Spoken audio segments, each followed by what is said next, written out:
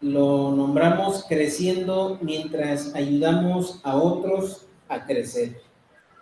Creciendo mientras ayudamos a otros a crecer. Y pues lo que hoy vamos a comentar, gira prácticamente todo en base o alrededor de la ordenanza que dio el Señor Jesús, del mandato que dio el Señor Jesús de hacer discípulos, Así que vamos a orar, vamos a pedirle al Señor nos instruya por su Espíritu el día de hoy. Te damos gracias, Padre, por permitirnos otra ocasión más estar reunidos, Señor, para estudiar tu palabra. Gracias por lo que nos dices a través de ella, Señor. Gracias porque nos exhortas, nos alientas. También, Señor, pues nos reprendes para que pues no seamos ociosos, sino entendidos, Señor, de cuál es tu voluntad. Y tu voluntad expresada fue, Señor, que hiciéramos discípulos, que les enseñáramos que guarden todas las cosas, que fuesen bautizados, Señor, en nombre del Padre, del Hijo y del Espíritu Santo. Y aguardar, Señor, con esperanza, con fe y sobre todo, Señor, pues activamente tu venida, haciendo, Señor, también de manera consecuente, pues lo mismo, pasar la estafeta de unos a otros, haciendo discípulos, llevando a otros a Cristo, y no solamente, Señor, para que conozcan, para que crean, sino para que ayuden a otros a que también le sigan.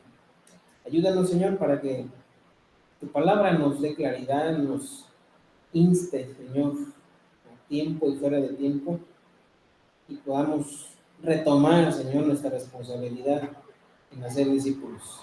En Cristo Jesús te lo pedimos. Amén. Bueno, pues vamos a ver este tema. Y la pregunta, pues, nos deja pensando, ¿verdad? ¿Se puede ser un verdadero discípulo si no estamos haciendo discípulos? Pues, podemos decir, ¿verdad?, que la forma en la que Cristo nos instruyó a que fuéramos discípulos es precisamente hacer más discípulos, ¿verdad? Y bueno, pues vamos a ir viendo esta parte, hermanos. El material que estamos estudiando en la escuela dominical es un libro, no es una serie, sino es un libro de un tema específico que habla de discipular, de un pastor de la iglesia bautista Capitol Hill en Washington, D.C., la capital de Estados Unidos. Es un pastor muy conocido por los libros y el material que él ha ayudado a desarrollar y el ministerio que lleva a cabo, que desarrolla. El ministerio que desarrolla todo este material se llama 9 Marcas, y todo partió de un libro que se llama 9 Marcas de una Iglesia Sana, y son aspectos pues muy concretos, muy específicos de cómo podemos identificar que nuestra iglesia pues es sana. Y bueno, precisamente uno de los temas es el discipulado, y él dice lo siguiente: ser cristiano significa ser un discípulo. No existen cristianos que no sean discípulos, y ser un discípulo de Jesús significa seguir a Jesús. No existen discípulos que no sigan a Jesús. Bueno, él, ¿verdad?, fue un poquito más. Antes de pensar en hacer discípulos, él pensó o habló acerca de que no hay discípulos de Jesús que no sigan ¿a quién? A Jesús, a Cristo. Entonces, para comenzar a ser un discípulo tenemos que seguir a Cristo, y en la mañana lo hablamos, ¿verdad? Bueno, el Señor Jesús dijo que ninguno que no tome su cruz, ¿verdad?, y le siga, pues es digno de él. El llamado que él hizo a sus discípulos es: toma tu cruz y sígueme, sígueme, sígueme. Imítame, pues. No es solamente andar detrás de él. El que sí anduvo solamente detrás de él fue el Iscariote, ¿ya? buscando a ver pues qué beneficio obtenía. Él sí anduvo detrás de él nada más para eso, y muchos más, ¿verdad? También buscando un beneficio personal. Pero Jesús sí los confrontó y les dijo, bueno, ustedes nomás me siguen porque quieren, ¿verdad? Quieren comer, porque yo les doy de comer. Entonces, no, yo soy el pan de vida. Y así como que, ¿cómo dices tú que eres el pan de vida? ¿Cómo? Sí, es que, ¿verdad? Lo que ustedes deben de alimentarse es de lo que yo les enseño. Bueno, sigamos. La vida cristiana es una vida de discipulado. Seguimos a aquel que llama a seguirle, llamando personas a seguirle. Nuevamente, seguimos a aquel que llama a seguirle, llamando personas a seguirle. ¿Qué dijo Jesús a sus discípulos en una ocasión? Venid en pos de él. Y yo, bueno, podemos decir, bueno, eso solamente fue para los apóstoles. Pues no, eso es para todos. ¿Verdad? Dios nos llamó para que fuésemos discípulos de Cristo, que le siguiéramos, no solamente, ¿verdad?, andar detrás de él, bueno, quienes estuvieron físicamente con él, sino a imitarlo. El llamado es a imitarlo, ¿verdad? El llamado, pues, que recibimos es a que nosotros llamemos a más personas a seguirle. Y es ahí, ¿verdad?, en donde podemos ubicar más claramente lo que significa ser discípulo de Cristo. Entonces, ser discípulo de Cristo no solamente es aprender de Cristo, esa es parte, pero no solamente es conocer, aprender de Cristo. Lamentablemente, hermanos, cuando hablamos de estudios de discipulado, nuestra mente, ¿verdad?, ya está moldeada a tomar el concepto de que un discipulado es un estudio. Una de las hermanas daba su propio testimonio el viernes. Decía, cuando yo comencé a compartir un discipulado, pues yo lo que compartía era el conocimiento que tenía. Y muchas veces nos remitimos o nos encogemos a eso, ¿no? Nos reducimos a eso, puro conocimiento. Pero no, el discipulado es ayudar a otros a que sigan a Cristo, a que imiten a Cristo, ¿no? Entonces, si decimos que somos discípulos de Cristo y no llamamos a otros a ser discípulos de Cristo, entonces podemos decir, no seríamos discípulos de Cristo en sentido estricto, perdón, sino más bien conocedores, como dijo el hermano Roberto, oidores, ¿no? Si he escuchado eso de, pues yo me voy a meter como oidor en la clase. ¿Sí se acuerda de ese término? Bueno, de oyente, ándale, esa es la palabra, oyente. Voy a entrar de oyente. Pues no tiene ninguna participación, ¿verdad? No tiene ninguna responsabilidad, no tiene que hacer examen, estudiar, sacar algún promedio para pasar la materia, no, simplemente escuchar, ¿sí? Entonces, si nosotros nos limitamos solamente a aprender por medio de lo que escuchamos, leemos o recibimos, ¿verdad?, pero no se ve reflejado eso en en ayudar a otros a que imiten a Cristo, entonces podemos, o más bien debemos analizar si realmente somos discípulos de Cristo, porque los discípulos de Cristo llaman a personas a seguir a Cristo. ¿Y eso cómo nos vamos a dar cuenta? Bueno, sí se ve a través de actitudes, ¿verdad? Se ve a través de actitudes. Y leamos, dice, la devoción al llamamiento que Cristo hace se demostrará por el amor y la obediencia que nos impulsen para ser discípulos. por el amor y la obediencia.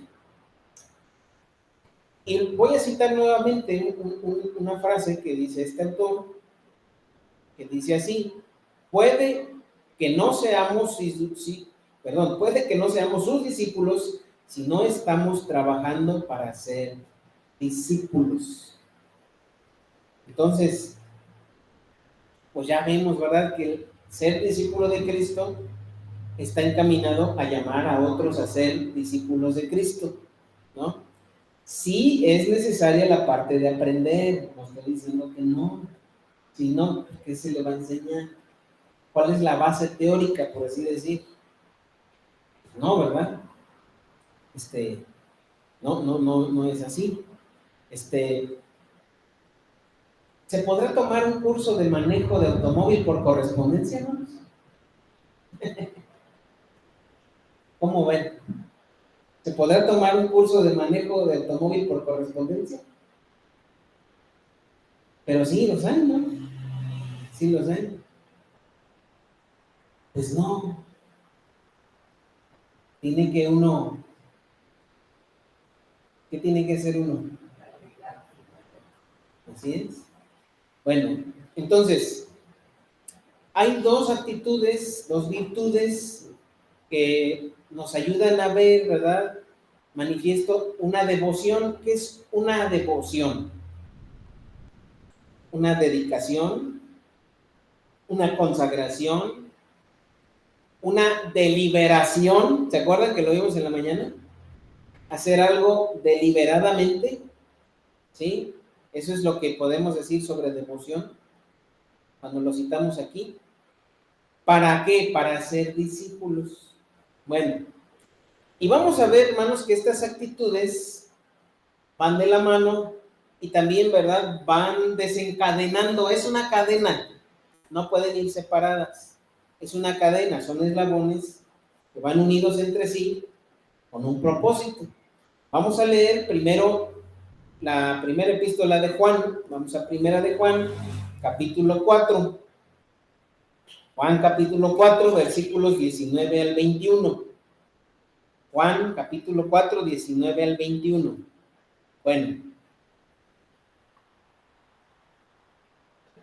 la motivación, el motor, lo que nos va a impulsar, lo que nos va a llevar a ser discípulos es el amor a Dios y la obediencia a sus mandamientos, ¿sí? Bueno, vamos a observar lo que dice el versículo 19 de primera de Juan 4. Dice así: nosotros le amamos a Él, ¿a quién? Dios, a Cristo, porque Él nos amó primero. Si alguno dice, yo amo a Dios y aborrece a su hermano, es mentiroso. Pues el que no ama a su hermano, a quien ha visto, ¿cómo puede amar a Dios a quien no ha visto? Y nosotros tenemos este mandamiento ya vemos que están ahí involucradas esas dos actitudes, amor y obediencia. Bueno, pero puede uno decir, aquí yo no leo obediencia, ¿no? Pero dice mandamiento. Entonces, está, ¿verdad?, presente, aunque no implícitamente, la obediencia. Amor y obediencia están presentes aquí los dos. Termino el 21, dice, y nosotros tenemos este mandamiento de Él. El que ama, ¿a quién? A Dios, ame también a su...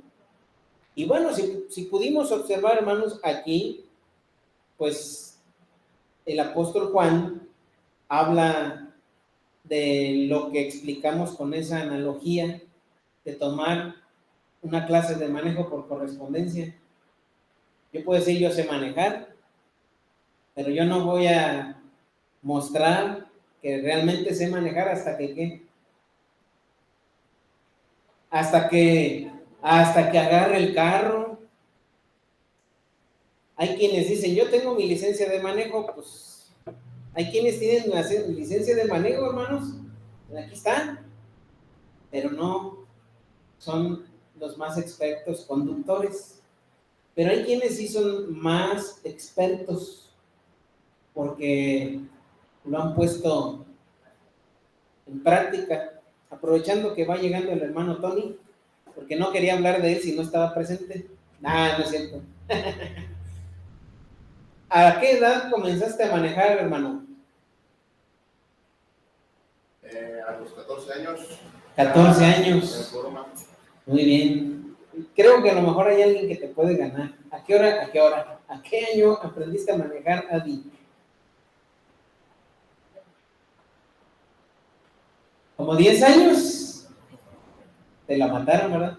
Pero no en carretera. No en carretera. Dicen que manejaban, ¿verdad? A las tortillas en coche, fíjense, ¿no? No, pero tú ya a los 14 años ya manejabas un camión en carretera. O sea, ¿cuántos años tiene Saúl? Yo tenía 12. 12. No. ¿Quién tiene? 13, bueno, a la edad de Saúl, vamos a poner. Ya andaba. Pues yo hasta los 21 años tuve una licencia de manejo. Y antes, ¿verdad?, de tener aún teniendo licencia de manejo, no sabía manejar estándar, hermanos. Y ya tenía licencia de manejo. Y decía, aquí está mi licencia. Y entonces, ¿verdad?, un día en el primer trabajo, ya después de terminar la universidad, ahí me quedé donde hice mis prácticas, quien fue mi jefe me dijo, oye, ¿sabes manejar? Y yo le dije, no sé manejar estándar. Bueno. Eso fue 1, 2 y hasta 3 veces. Y entonces ya después dijo, oye, tú me dijiste que sí sabes manejar. Sí, pero no estándar. Sí sabes, hombre. Y ya me dijo, ¿sabes qué? Vas a ir a Irapuato. Y bueno, yo no quería decir que no, ¿verdad? Para no crearme problemas con él. Pues bueno, pues sí, fue un negligente. El lugar en donde estaba el depósito de los vehículos era el sótano de un edificio. Y estaba, ¿verdad?, subterráneo. Tardé, hermanos, como 15 minutos en salir. O sea, nada más salir de la rampa porque se me mataba el coche en la rampa, ¿verdad? Porque había una pluma, pues tenía que pararme a la hora que estaba la pluma y pues ya me venía para abajo y otra vez. ¡Ay, va, otro intento! Sí, ya te aviso, me decía el de ahí. Total, salí. Cuando ya iba rumbo a Irapuato, estaba, ¿verdad?, con la camisa toda mojada. ¿Por qué? Porque los nervios, no sabía. Entonces llegué como pude, ¿verdad? Y a la hora de regresar, no me quería regresar, porque dije, ¿y ahora cómo le voy a hacer? Y tenía que tomar la autopista, porque tenía que pagar caseta, ¿verdad? Y bueno, como pude regresar. ¿Qué experiencia vi yo ahí? Yo tenía una licencia de manejo, pero no por eso. Yo puedo tener un conocimiento bíblico amplio, hermanos, pero a lo mejor no estoy suficientemente bien acreditado para decir que soy un discípulo de Cristo. ¿Sí me explico? Entonces, es algo que nosotros deberíamos de pensar, ¿verdad?, a conciencia. Vamos a leer ahora lo que dice Juan capítulo 15. Juan capítulo 15. Versículos 9 al 12. Y otra vez vamos a ver las dos virtudes, amor y obediencia. Juan 15, 9 dice, como el Padre me ha amado, así también yo os he amado. Permaneced en mi amor. Si guardareis mis mandamientos, otra vez no está la palabra obediencia, pero está mandamiento. ¿Qué demanda un mandamiento? Obediencia. Si guardareis mis mandamientos, permaneceréis en mi amor, así como yo he guardado los mandamientos de mi Padre y permanezco en su amor. Y aquí, hermanos, tenemos el estándar. ¿Qué significa el estándar? El ejemplo, pues. Si Cristo se sujetó al Padre en su voluntad y mandamientos para manifestar así su amor, Entonces, no tenemos nosotros que sujetarnos a la voluntad de Dios para manifestar que andamos en ese amor. Menos ese estándar, hermanos, es creer en un Dios que no es el de la Biblia. Si no, pongámoslos a pensar. Creer en un Dios en el cual nos ama sin demandarnos obediencia, pues yo creo que no es el Dios de la Biblia. ¿Verdad? Entonces vemos esas dos virtudes, esas dos actitudes, amor y obediencia, están involucradas en lo que nos mandó hacer el Señor, ¿no? Y si nosotros examinamos lo que significa el discipulado, pues es enseñarle a que guarde todas las cosas que queden. A ver, vamos a repetir lo que dijo el Señor Jesús en la comisión, en la gran comisión de Mateo 28. Y de hacer discípulos a todas las naciones, bautizándoles en nombre del Padre, del Hijo y del Espíritu Santo. Y luego enseñándoles que guarden todas las cosas que os he mandado. Y ahí está, ¿verdad? La coyuntura entre amor y obediencia, entre los motivadores, ¿verdad?, que nos conducen a cumplir la gran comisión: amor y obediencia. Damos por hecho, ¿verdad?, que si amamos a Dios es porque le conocemos, ¿verdad? Bueno, le conocemos y sabemos que Él nos ha amado primero y por eso nosotros le amamos. Y como consecuencia, pues vamos a someternos a su voluntad, a sus mandamientos, ¿no? Así que, hablando de el discipulado, pues es ayudar a otros a seguir a Cristo, porque esa es la voluntad de Dios, ¿verdad? Puede parecer que le estamos dando muchas vueltas a algo que ya es muy conocido, hermanos. Podría verse así. Y no es tan difícil de entender, porque aquí lo que estamos mencionando es el qué de lo que Dios nos manda hacer. ¿Qué quiere Dios que hagamos? Discípulos. Dios quiere que hagamos discípulos. Y eso es sencillo de entender, ¿verdad? ¿Qué quiere Dios que hagamos? Eso no es difícil de entender. Y ya vimos, ¿verdad?, que tenemos que ser motivados por el amor y la obediencia. Bueno, no es tan difícil entender el qué, pero sí es más complicado entender el cómo. En Colosenses capítulo 1, el apóstol Pablo nos enseña el proceso del discipulado con puntos específicos para cumplir con la gran comisión del Señor Jesucristo. Aquí, en Colosenses capítulo 1, vamos a ver el qué, el cómo. Vamos a ver el cómo. Vamos, por favor, a Colosenses capítulo 1. Vamos a ver el cómo.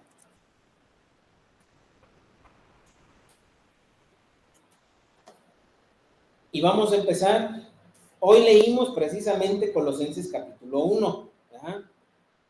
Hoy leímos Colosenses capítulo 1 y vamos a ver algunos puntos en todo el capítulo y un poquito más. Vamos a tomar un poquito más del capítulo 2 para unir con el 1 y tener todo ese contexto y poder observar los puntos que vamos a tratar hoy. ¿Sí? Bueno.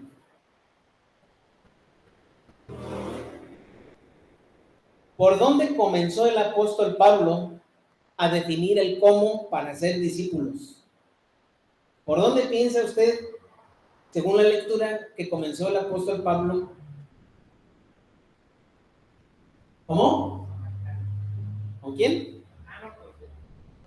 Con su mismo pueblo. Bueno, sí, con lo que dijimos ya. Pero hablando del cómo. Orando. Muy bien, muy bien. Eso Eso dice que estuvieron observando la lectura. Capítulo 1 de Colosenses. Vamos a ver lo que dice los primeros versículos. Vamos a leer del versículo 3 al 9, ¿sí? Dice: siempre orando por vosotros, damos gracias a Dios, Padre de nuestro Señor Jesucristo, habiendo oído de vuestra fe en Cristo Jesús y del amor que tenéis a todos los santos. A ver, hermanos, ¿qué virtudes son las que nos impulsan a ser discípulos? Son dos. ¿Cuáles fueron? Amor, sí. Obediencia. Fe, perdón. Amor y obediencia. Y aquí, ¿cuál acabamos de descubrir? En el 4.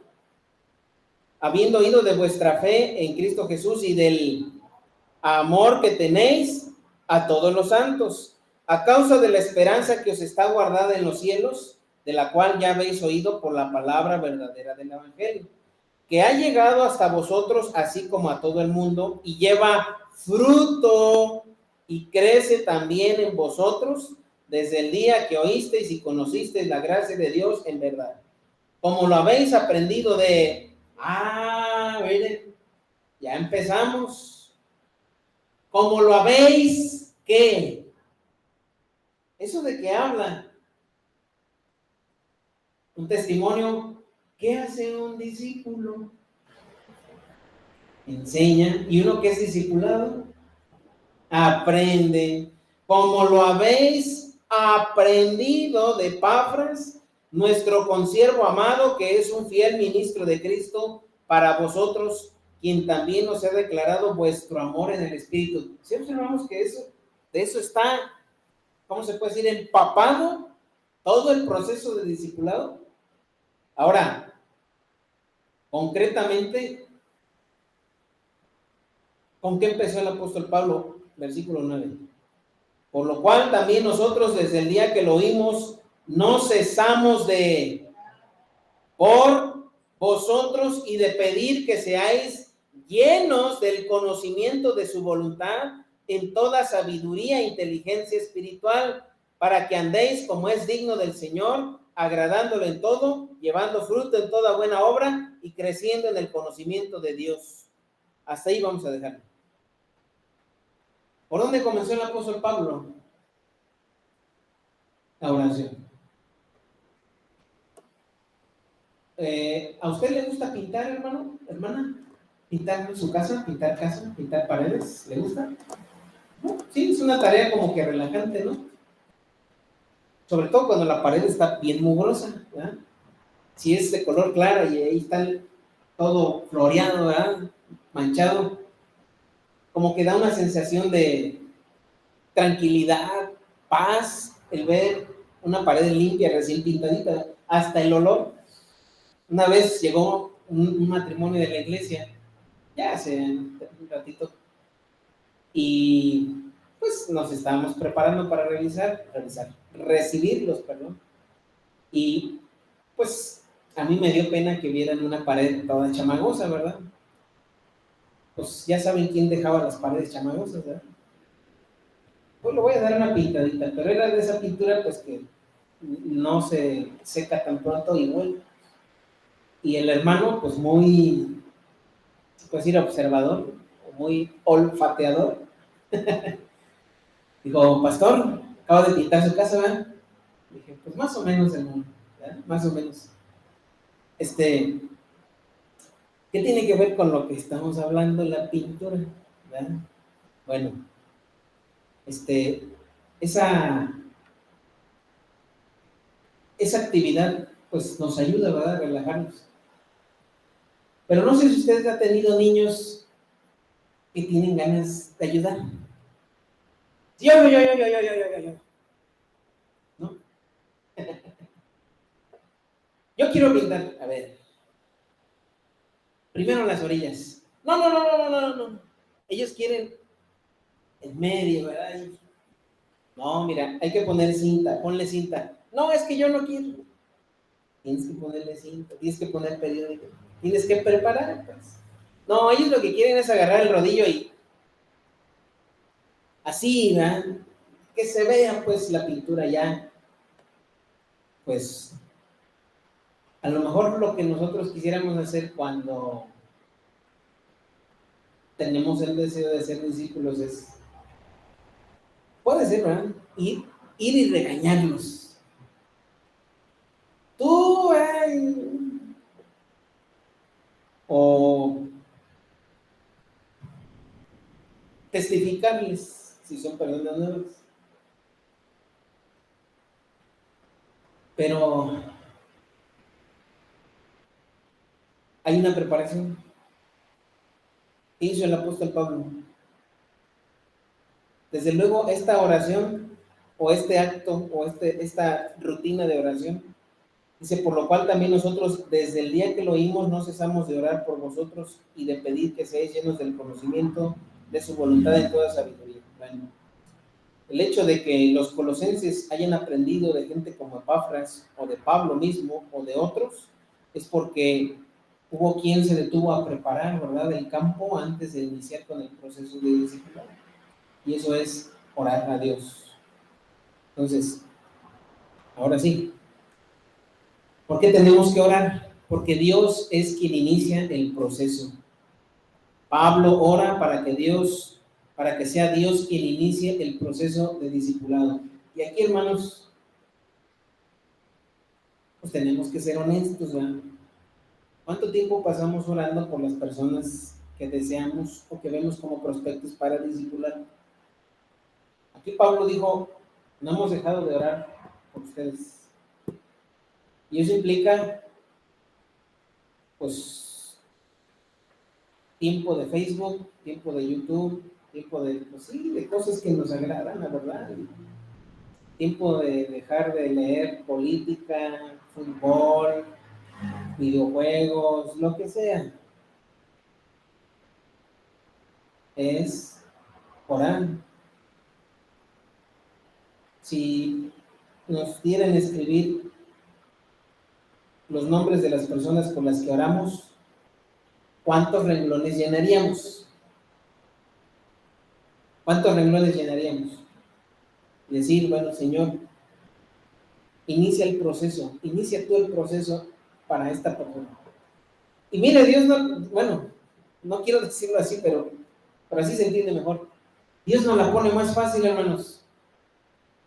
Dios, creo, ¿verdad?, que hasta ahora no nos ha dicho, Tony, te vas a ir a Uganda, ¿verdad? No. Dice, ¿verdad? Y me seréis testigos, ahí está el modelo, dijo el Señor Jesucristo, y me seréis testigos. ¿Cuál fue el primer lugar que mencioné? ¿No fue Judea? En Jerusalén, perdón, Jerusalén. Y luego, Judea, y luego, entonces, cuando decimos familia nuclear, ¿a qué nos referimos? ¿Quién? La familia nuclear, ¿cuál es la familia nuclear? Esposa e hijos. Lo menciono porque creo que es algo digno de imitar. El hermano Max dijo, estamos tomando un estudio, y él dijo que su hijo y alguien más. Y dice, pero ¿cómo voy a discipular a mi hijo? ¿O a mi hija? Bueno, pues eso es lo primero que deberíamos hacer. Eso es lo primero que deberíamos hacer. Ese es el primer círculo de prospectos. Ayer que preguntaba a los jóvenes algunas cosas que me parecen básicas, pues de repente, ¿verdad?, se quedaban como de a 6 y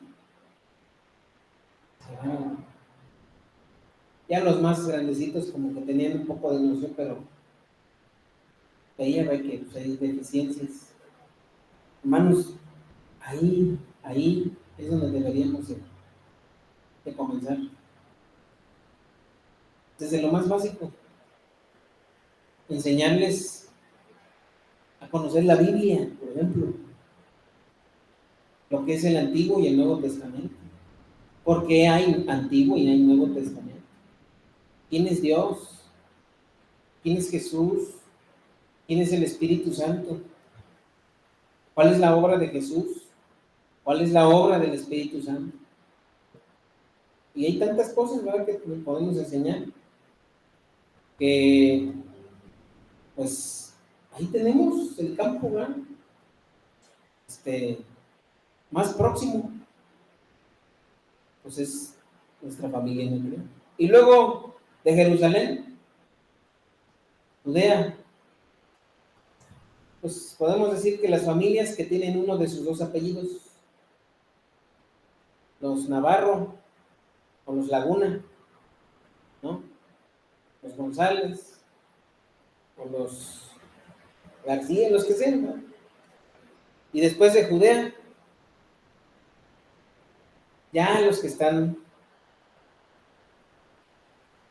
y ahora sí, mi vecino, mi compañero de trabajo, hay muchas, ¿verdad?, opciones. Y ahora sí, y hasta lo último de la tierra. Imaginémonos, ¿va?, como centro como centro el planeta Tierra, viendo hacia el exterior.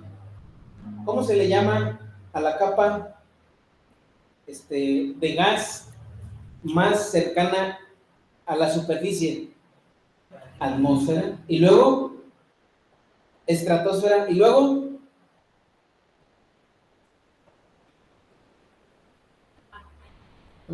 todas las ósferas que faltan. Y ya después, espacio exterior. Y esa es una ilustración para que nos demos cuenta, pues, que tenemos que llegar hasta allá, ¿verdad? Que sí es una responsabilidad abarcar todo eso, pero ¿por dónde tenemos que empezar? Por ahí, ¿verdad? Entonces, ¿por quiénes tenemos que orar? ¿Por quién? Que sí. ¿Cómo se vería, o bueno, cómo apreciaría usted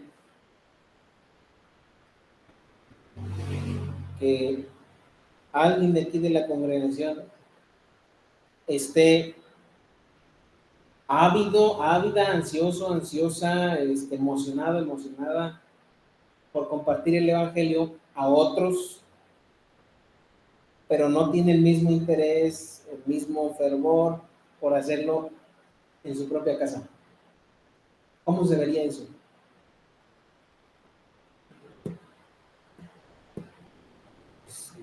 No, ¿verdad? Como que no. Tenemos que empezar en un orden. Bien, entonces el apóstol Pablo dice que tenemos que orar porque es Dios quien inicia ese proceso, ¿verdad? Hay que orar, hay que orar. Están los miércoles de oración por la mañana, por la noche. Eso, ¿verdad?, nos ayuda de cierta forma, hermanos, para tener como una anclita, ¿verdad? Mi esposa es más disciplinada que yo, ¿verdad?, en la mayoría de los aspectos, en otros no, pero en la mayoría. Entonces, cuando yo me doy cuenta que tengo limitaciones, me ayudo, ¿verdad? Me ayudo de ella para que pues yo pueda, ¿verdad?, hacerlo con mayor disciplina. Si usted tiene dificultad para orar, para tomar tiempo en oración solo o sola, pues agréguese a un grupo, a una reunión de oración. Es que no tengo tiempo. Bueno, hágase el tiempo, ya está programada una reunión y añádase, ¿verdad? Añádase para orar. Bueno, entonces, primer paso, ¿quién inicia el proceso? Dios. Y Pablo dice que no cesaba de orar por los colosenses. Segundo, Dios es quien capacita en el proceso. Vamos a leer los versículos 9 y 10. Dios capacita en el proceso. Podemos resumir, ¿verdad?, que es la palabra inspirada por el Espíritu Santo quien lleva a cabo todas estas cosas. Pero para darnos un poco más de idea, vamos a examinar las palabras que menciona el apóstol Pablo. Vamos a examinar esos conceptos que él cita, ¿verdad? Y por los cuales ora. Y estos puntos tienen que ver con esa capacitación. Capítulo 1, versículo 9 y 10. ¿Qué es lo que oraba? ¿O por qué oraba el apóstol Pablo? Vuelvo a leer el 9, dice: por lo cual también nosotros desde el día que lo oímos, no cesamos de orar por vosotros y de pedir que seáis llenos del conocimiento de su voluntad. Primer punto. En toda sabiduría e inteligencia espiritual. Segundo y tercer punto. Para que andéis como es digno del Señor, agradándole en todo, llevando fruto en toda buena obra. Cuarto punto. Ahora vamos a explicar estas 4 cosas que mencionó el apóstol Pablo. Conocimiento de su voluntad. Conocimiento de su voluntad. Bueno, podemos decir que son las instrucciones. Es la voluntad revelada de Dios.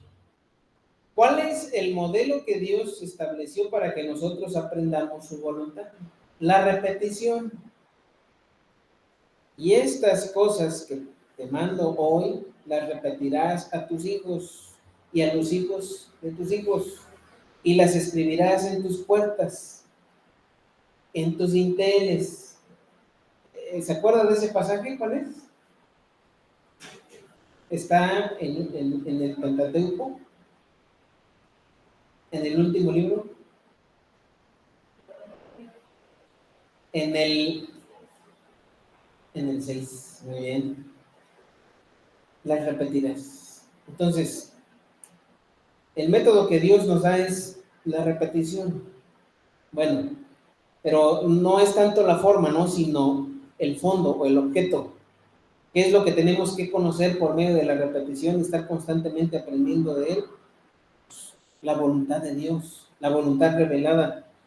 Hermanos, cuando nos hacen preguntas que tienen que ver con la reflexión de la palabra de Dios y no sabemos qué contestar o tenemos medio idea de contestar, pues eso nos debe de hacer voltear, ¿verdad?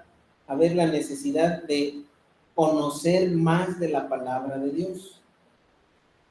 Los tiempos que designamos, que establecemos para estudiar, como lo es Fundamentos, como lo es Escuela Dominical y otros, ¿verdad?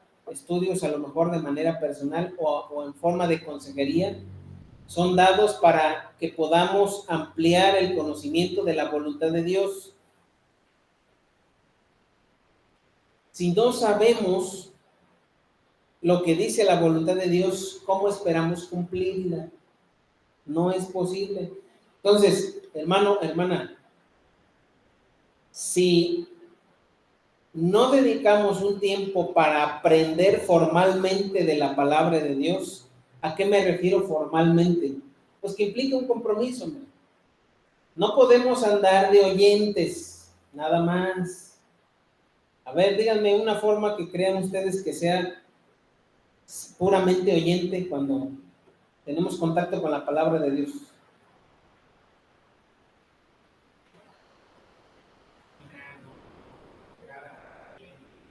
Ajá.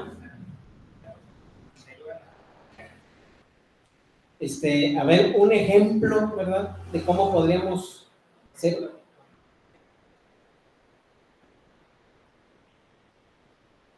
Ok.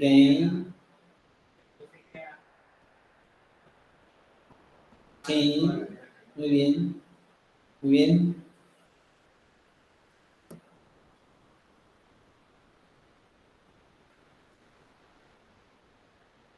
¿Qué quiero decir cuando enseño el teléfono? Porque los hermanos que están en casa pues no ven qué estoy haciendo, ¿verdad? ¿Qué quiero decir?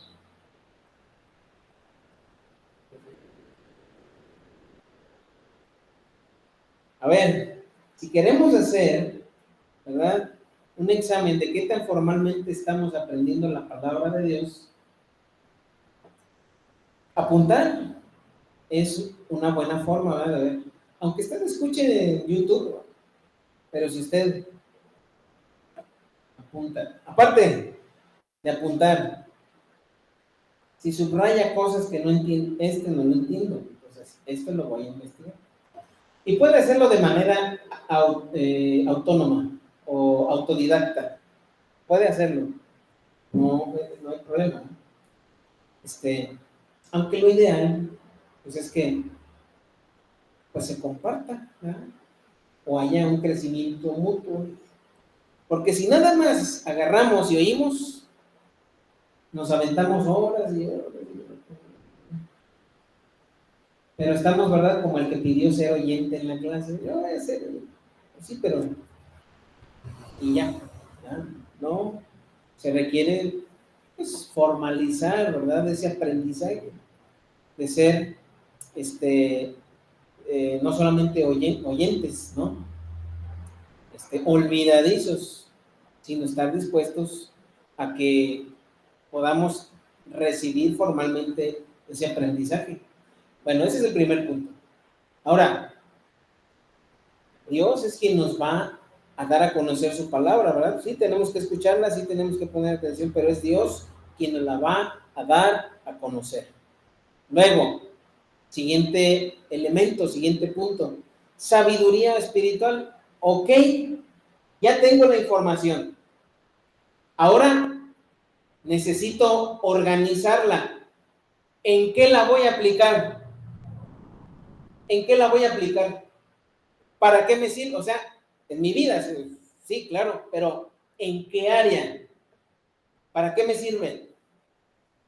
¿Para qué me sirve? Por ejemplo,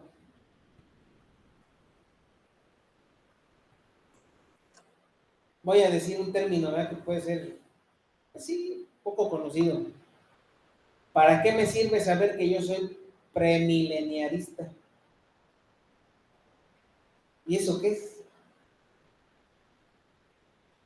Bueno, toda la palabra de Dios, ¿verdad? Dice la misma palabra de Dios que es útil. ¿Y eso qué significa? Que tiene una aplicación práctica, ¿no? Todo tiene una aplicación práctica. Entonces, yo necesito organizar ese conocimiento. Entonces, hermanos, sí vemos que el apóstol Pablo dice, bueno, no nomás es conocer, no nomás es recibir, a ver, organízalo y ve para qué te sirve. No, pues es que aprendí, ¿verdad?, acerca de las 7 dispensaciones que hay. Y bueno, ¿y eso para qué te sirve? O vimos, ¿verdad?, en Apocalipsis, el cumplimiento del milenio y ¿para qué te sirve? Necesitas organizarlo, ver para qué te sirve. Bueno, no es que no sea útil, ¿para qué te sirve? Penúltimo, inteligencia espiritual.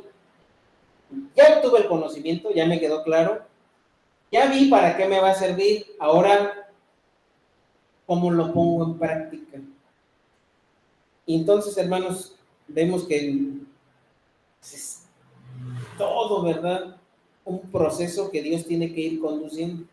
Ahora, para ver si ese conocimiento que yo obtuve, el cual fue organizado y lo puse en práctica, entonces tengo que ver el resultado, tengo que evaluar la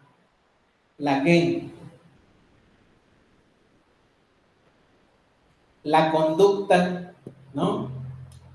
Y eso lo tengo que poner yo en práctica primero, obviamente, para después observarlo en las demás personas, a las que yo estoy o a las que yo quisiera. A ver, ¿te quedó claro? No, pues que sí. Bueno, mira, esto que tú aprendiste hoy te sirve para... Pero si esa persona que aprendió lo quiere poner en práctica en otra área que no corresponde, no, mira, como que Eso no aplica para eso, ¿verdad? Eso no funciona así.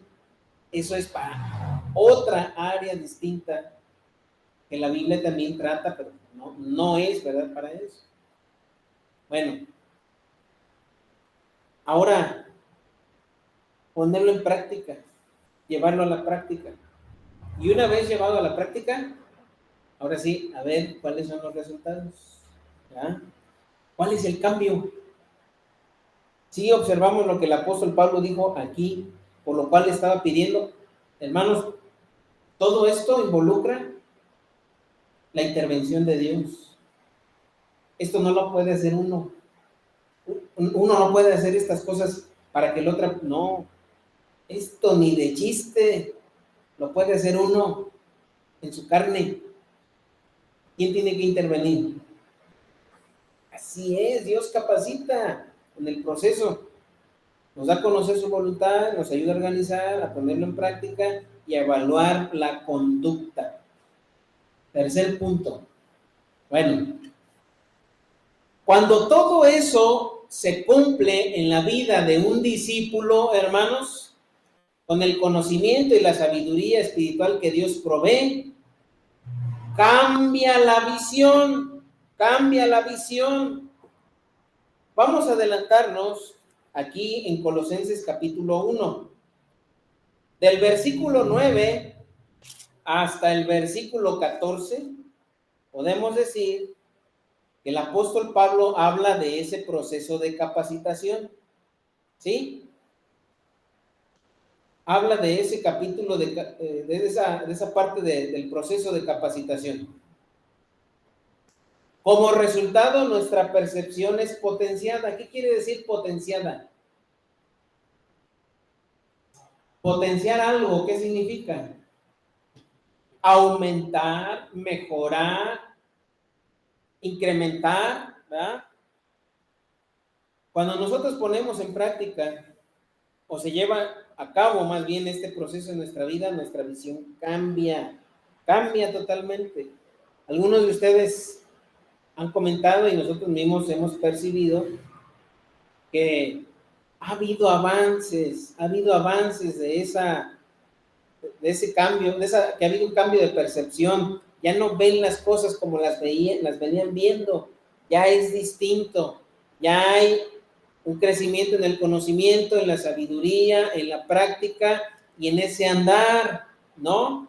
Bueno, ahora, una de las cosas que nos va a ayudar a ver con mayor detenimiento, una vez que el proceso que Dios inicia en nosotros para que nuestra percepción sea potenciada, es que nos vamos a dar cuenta con mayor claridad o con mayor, no sé cómo decirle,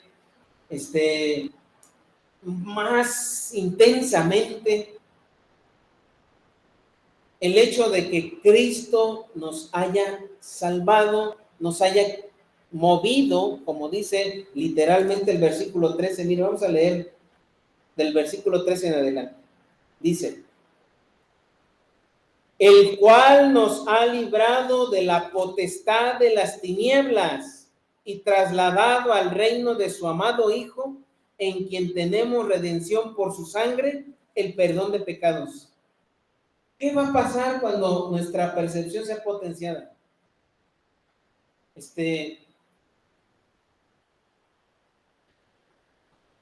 ¿Ustedes se han ido en caravana, en coche alguna vez? ¿Con algún familiar, algún amigo?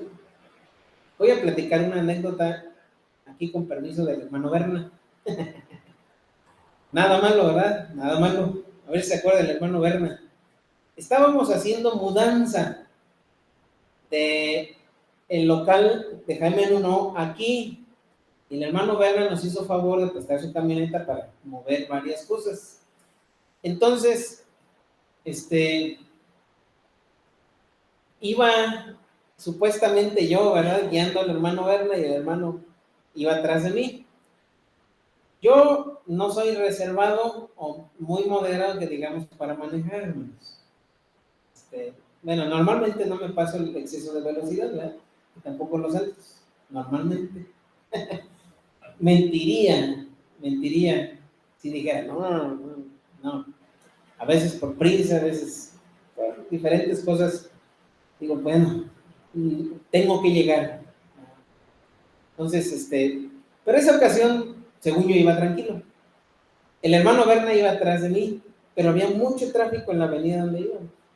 Entonces yo pues, me confié, ¿verdad?, en que el hermano Berna, pues, venía pegadito, o que por lo menos ya me había visto.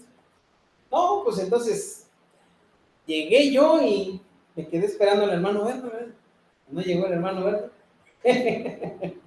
Y ya a las 500 me habla el hermano Berna y dice, ¿a dónde se fue? No, pues aquí donde quedamos. No, yo ya no lo vi, yo ya me fui. Dice, y ya mejor nos vemos todavía. Pero ya habíamos terminado, creo. Bueno, ¿a qué voy? Con este ejemplo, ¿verdad? Nosotros vamos a tener más claridad a quién estamos siguiendo. Es decir, a Cristo. El libro de Hebreos es un libro muy bonito porque habla acerca de la superioridad de Cristo. Habla, ¿verdad?, de quién es Cristo. El sumo sacerdote. ¿Ah? El autor de nuestra salvación, ¿verdad?, de la fe. Vamos a ver con mayor claridad a Cristo porque, hermanos, a veces la verdad es que nos distraemos con tantas cosas que nos perdemos. Ay, ¿a dónde iba? Se me olvidó, ¿verdad? Bueno, nuestra percepción va a ser potenciada. Mire, vamos a leer lo que dicen los versículos 19, 23. Dice, por cuanto agradó al Padre que en él habitase toda plenitud. Vamos a darnos cuenta con mayor precisión, con mayor nitidez, quién es Cristo.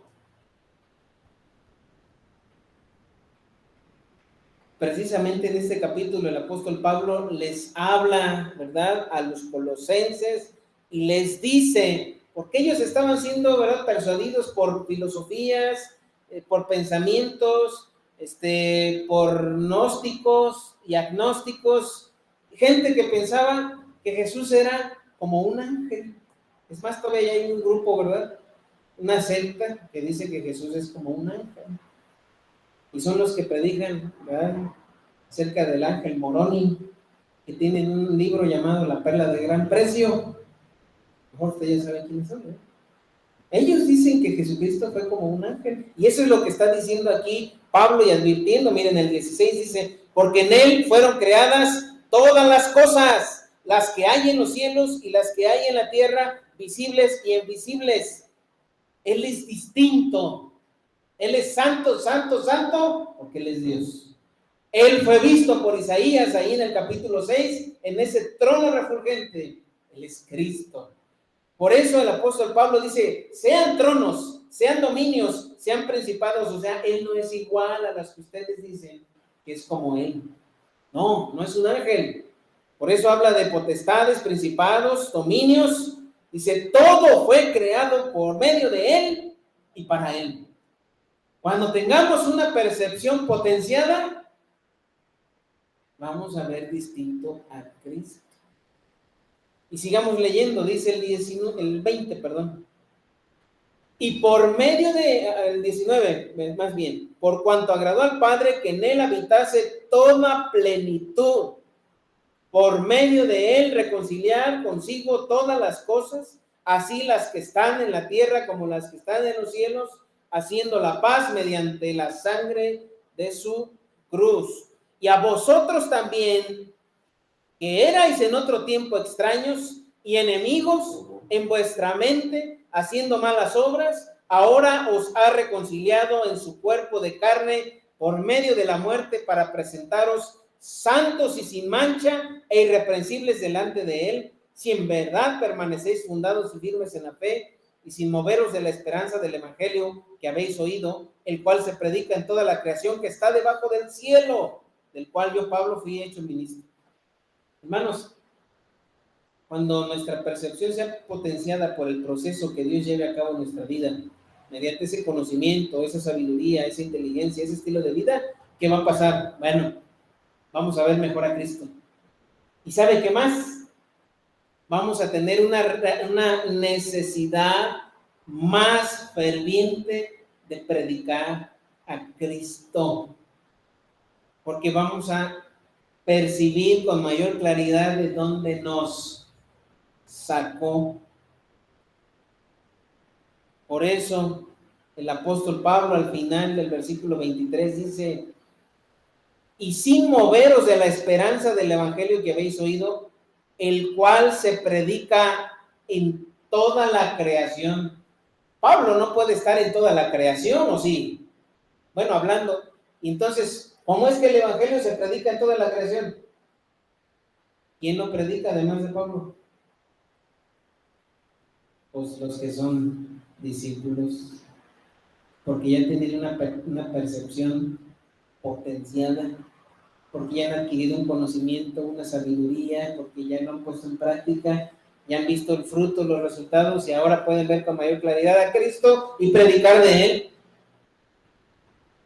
Y eso es lo que Pablo hizo en este capítulo. Y este es el último, ¿verdad? Entonces, ya con una nueva percepción, esa nueva percepción nos impulsa a esforzarnos en nuestra imitación de Cristo. Ahora vamos a leer la última parte del capítulo, ¿sí? Espero, hermanos, que hayamos podido apreciar el cómo de hacer discípulos. El cómo de hacer discípulos. Vamos a ver en dónde comienza todo. ¿Quién inicia el proceso? Dios. ¿Por medio de qué? ¿Cuánto tiempo pasó el Señor Jesús orando por sus discípulos? Bueno, habla todo el tiempo que estuvo con ellos, oró por ellos, pero en especial, ¿verdad? Hablando de horas o de días, ¿cuánto tiempo oró? Ajá, toda la noche.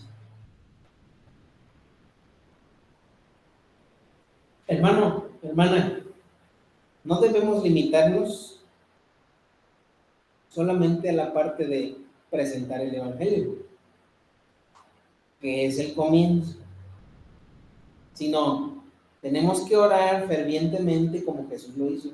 ¿Es que? ¿Por qué? Porque puede ser que en el primer intento, no, ¿sabes qué? No quiero nada. Oh, tache al que sigue.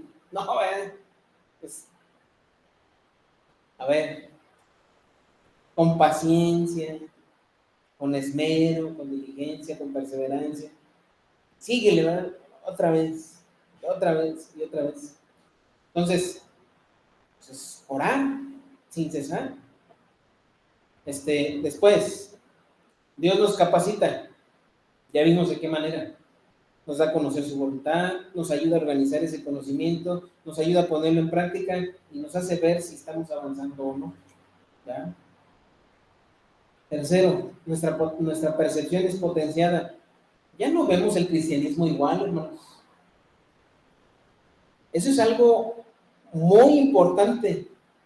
Si usted ve el cristianismo, su cristianismo, de la misma forma que hace 10 años,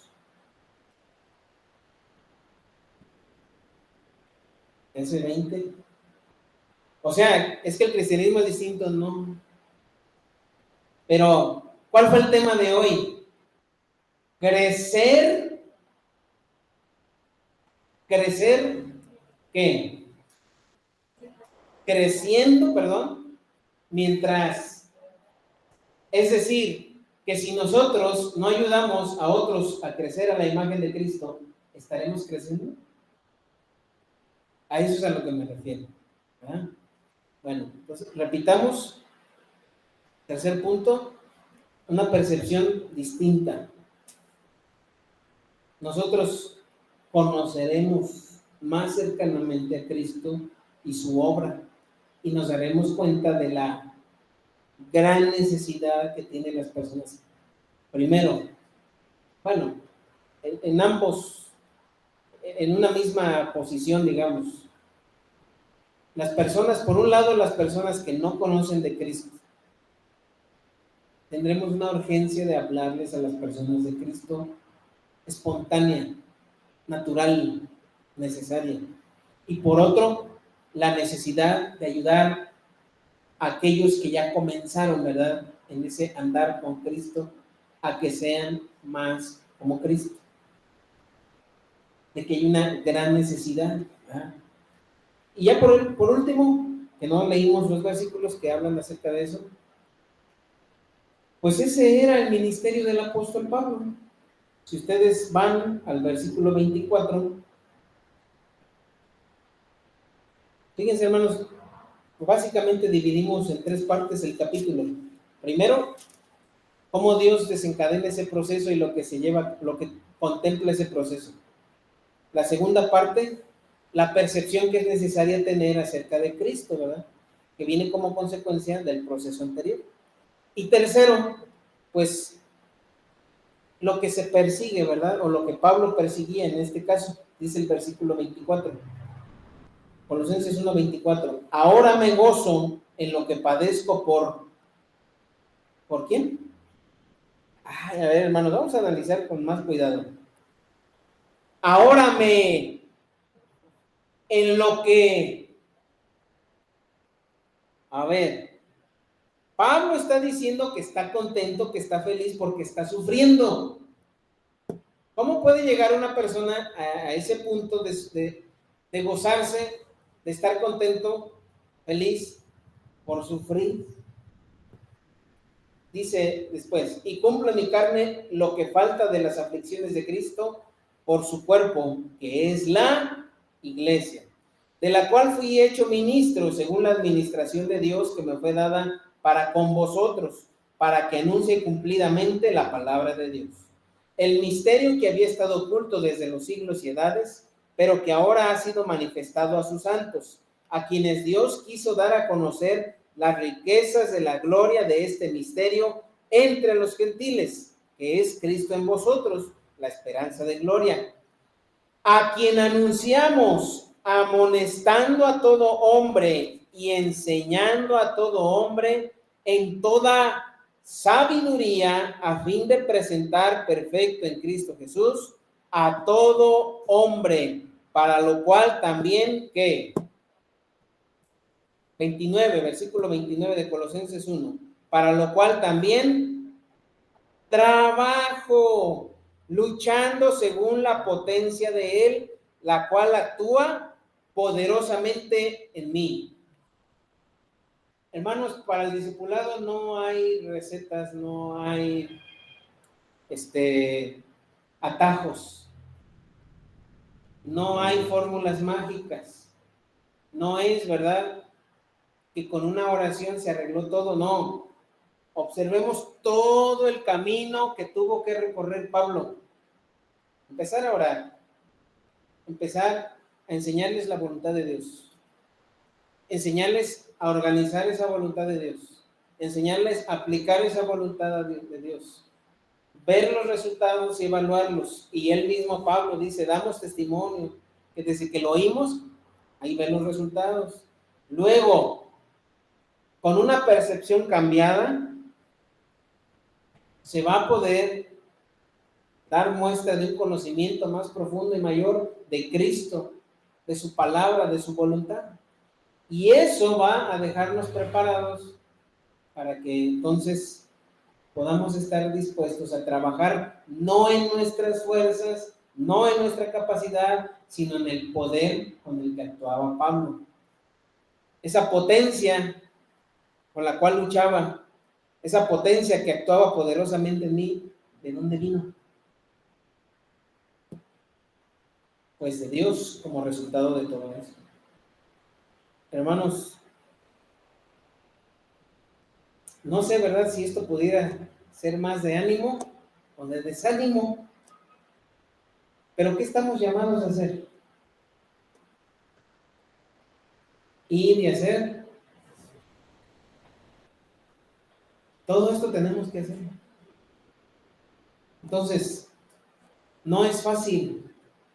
No es fácil. Ahora usted se puede dar cuenta, ¿verdad?, cuánto trabajo involucra el ministerio. Porque como Pablo, pues uno tiene que estar, obviamente no somos como Pablo, pero uno tiene que estar observando, animando, alentando a unos y a otros de diferente manera, pero ese llamado, esa actividad, es algo que todos los creyentes debemos de hacer, ¿verdad? ¿Usted ha visto cómo se puede voltear un coche entre varias personas? De cualquier tamaño, ¿verdad? El coche se puede voltear. ¿Cómo le hacen las personas para llegar a voltear un coche?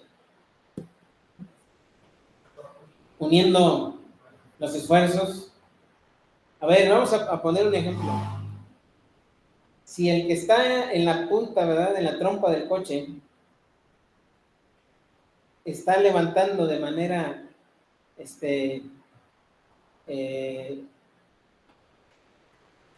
no uniforme con el que está en la cola, lo levanta y el de abajo no, y el de la cola lo levanta y el de la trompa no. Tiene que ser para que puedan alcanzar un resultado, ¿verdad? Y empiezan a levantarla, y los propios resortes o amortiguadores del coche hacen que rebote, y ese rebote aprovecharlo para que otro empujón, y así va, hasta que el coche ya por fin, ¡pum!, hay un punto de apoyo, ¿verdad?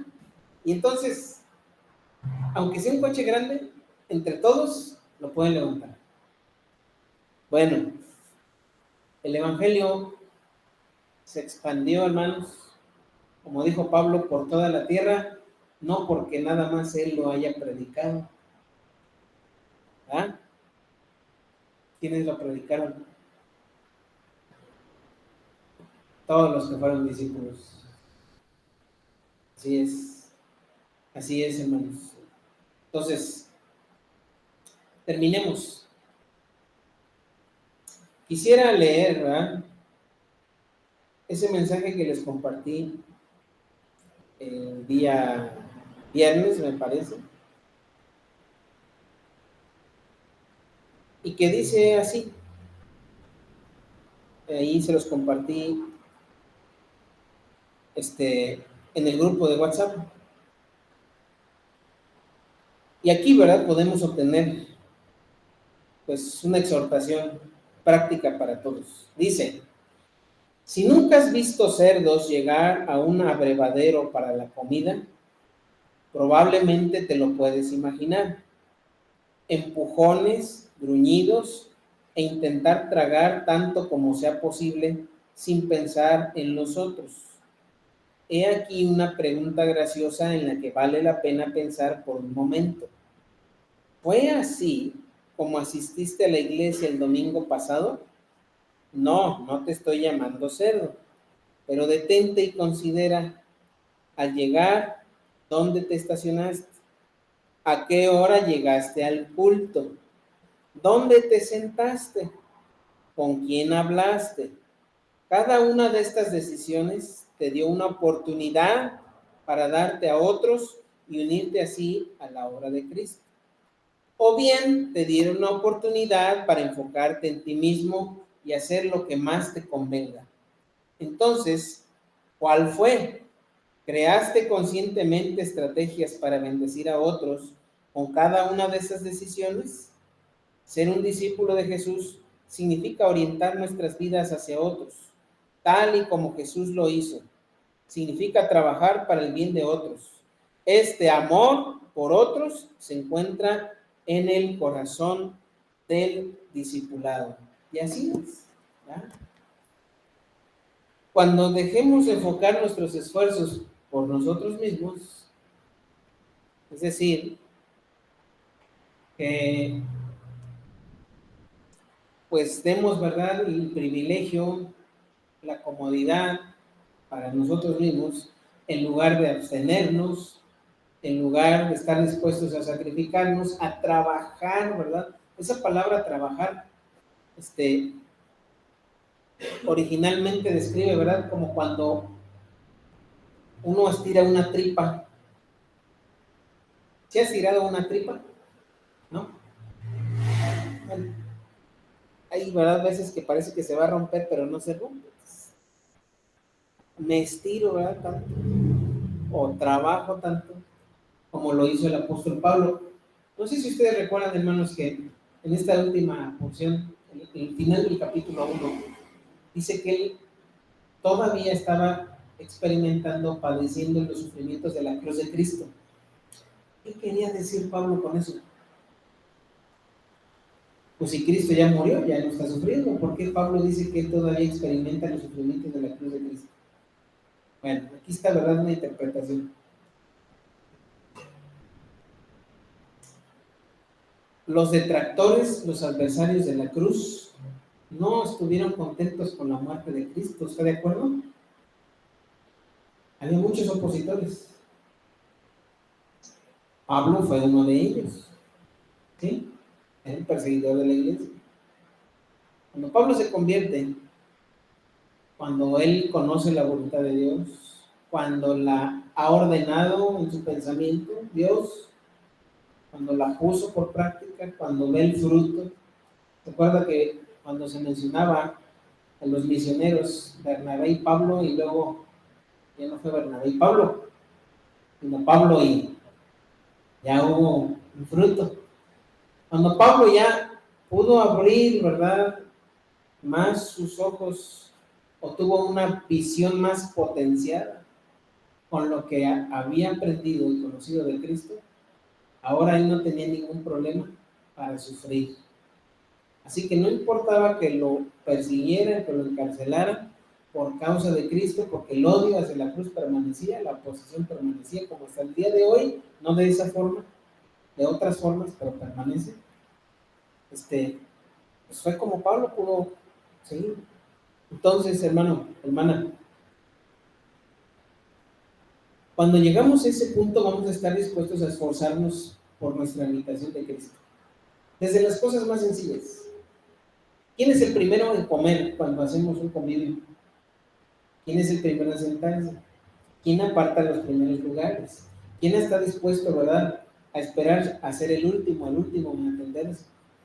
¿Quién está dispuesto a dedicar más tiempo? ¿Quién está dispuesto a sufrir? Bueno, esa es una muestra de que nos estamos esforzando por nuestra imitación de Cristo. Y así fue Cristo. Así fue Cristo. Sus apóstoles decían, ya encamínalos a los que estaban escuchándole, ¿verdad?, en aquellas ocasiones donde nos alimentó. Ya encamínalos, Señor. Molestos, ¿verdad?, ya fastidiados. Ya queremos irnos. Váyanse ustedes. Yo los voy a atender. Y se fueron, ¿no? Y se fueron. Hermanos, no tomemos esas actitudes. Tenemos que ser más como Cristo. Tenemos que estar dispuestos a sufrir. Porque esa es la esencia del discipulado. Estar dispuestos a sufrir para que otros sigan a Cristo. ¿Ya? Vamos a orar. Te damos gracias, Padre, por tu palabra. Gracias por lo que podemos ver, Señor. Podemos ver nuestros errores, nuestras faltas, nuestras deficiencias, Señor, negligencias también. Pedimos perdón, Señor, que pues no hemos cumplido, Señor. Reconocemos que no hemos cumplido como debiéramos. Ayúdanos, Padre, para no dar ocasión, Señor, a nuestra carne, a nuestros propios deseos, a nuestros deseos egoístas. Ayúdanos a cambiar. Ayúdanos, Señor, a estar dispuestos para sufrir por causa de Cristo, para ayudar a otros a que sigan a Cristo. Te pido, Señor, que nos fortalezca, Señor, en nuestra fe, en nuestro ánimo. Cambia, Señor, nuestra visión. Que tu palabra, Señor, nos ayude a potenciar la realidad de lo que Cristo ha hecho en nuestra vida. Y que sintamos una necesidad ferviente de hablar del Evangelio a los que no te conocen. una necesidad ferviente de ayudar a otros a crecer a la imagen de Cristo. Comenzando, Señor, con los más cercanos a nosotros, con nuestra Jerusalén. Después, en Judea, con Samaria y hasta donde tú nos quieras llevar, Señor. Ayúdanos para ser fieles y obedientes, Señor, en el llamado de ser discípulos. Te lo pedimos en nombre de Cristo. Amén.